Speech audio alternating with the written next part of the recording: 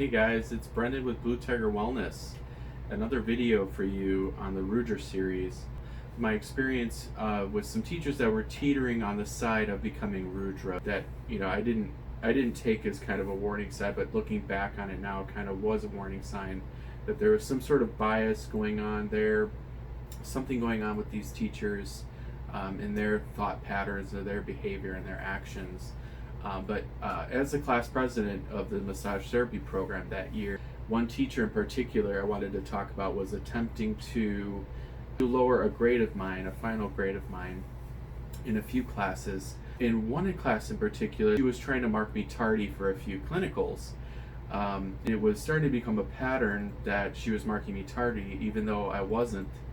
And when I addressed this with her, she was very short with me. She went, "This is the policy, you cannot be late." And while I can appreciate rules for what they are and what they serve, the grading policy for tardiness is there for a reason. Right? First, I was puzzled because she just flat out made up me being tardy. And then I said, okay, well, see if she does it again. It came back again that she was grading me for tardiness or lowering my grade. I had other few students come at my rescue and say, well, no, he actually wasn't. He actually helped me set up for the clinicals, and I wasn't tardy, and neither should he.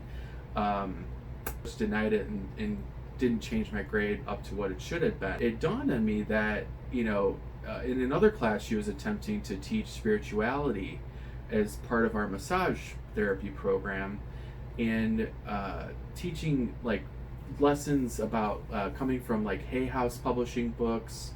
One in particular was The Five Agreements by Don Miguel Ruiz. I think it may have misled some students that weren't actually on that path towards achieving spiritual success, but nonetheless she was teaching these things. And it dawned on me that in general, like, it wasn't helpful for me personally, and I actually pointed that out to her in the final essay for that class.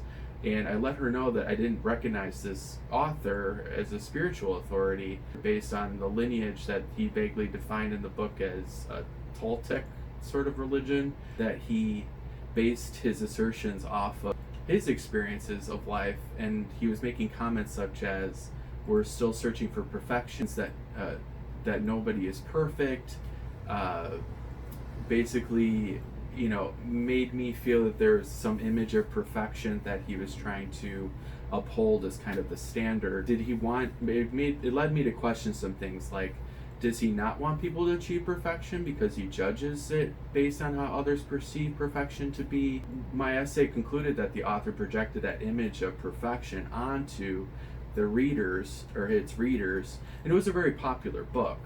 I'll give it that.